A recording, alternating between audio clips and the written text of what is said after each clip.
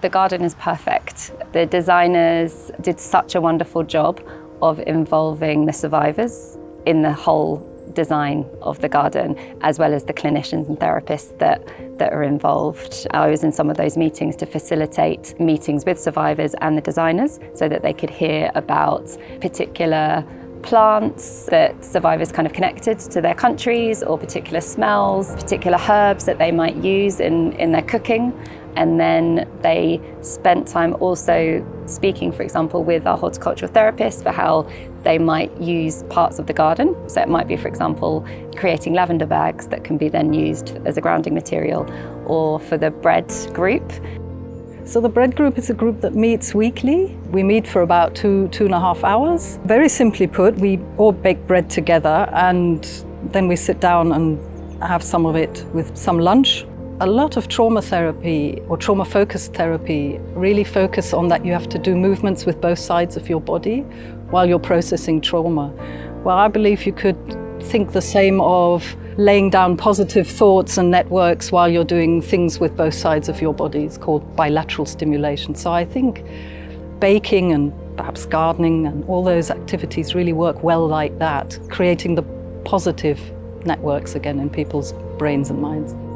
When I came to FFT, I didn't talk to anyone. I was very silent, and I don't move with the people, and I always try to stay alone. But when I joined with the bread group and we start to baking, and I couldn't stand anymore without talk or silence. I had to talk to ask, give me flour or how many grams I have to add.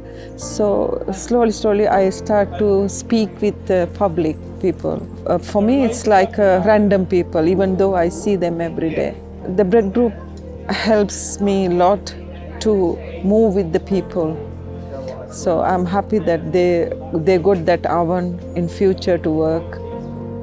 I feel really emotional and really proud that we've been able to deliver something that speaks to the stories of the survivors, to have those conversations with them, to see their eyes light up when they see the Oya and they recognise those and they're like, yeah, that's something from my homeland.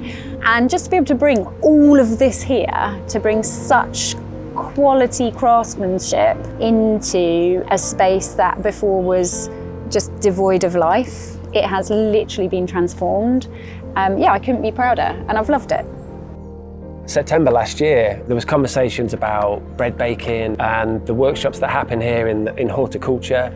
The idea of doing a willow workshop was a no-brainer, because the ones that we've done in the past have always had a sense of kind of confidence building, and there's a sense of the meditative about it. It's very relaxing, and you're just concentrating on that moment. And the willow that we brought to the workshop today was the same batch that we used to build the sculptures, so there's a really nice continuity there as well with the pieces that they've taken away today. They've made platters, which is great for the bread, and little fish and little taster things, but yeah, they did phenomenally, really good. We're hoping to be back. I think the legacy of this garden is going to be enormous.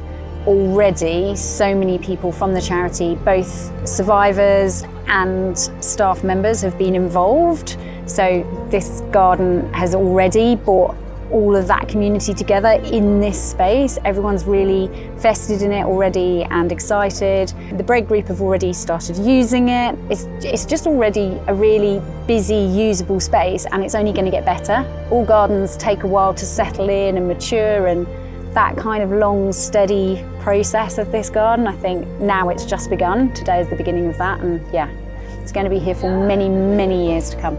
Yeah, the journey has just begun, and as well as the survivors and therapists and everybody's enjoying it, it's to validate the amazing work that everybody who does at Freedom of Torture or maybe supports Freedom of Torture. This is a landmark, an exemplar of everything brilliant and the compassion they show to people who arrive at their front door every day.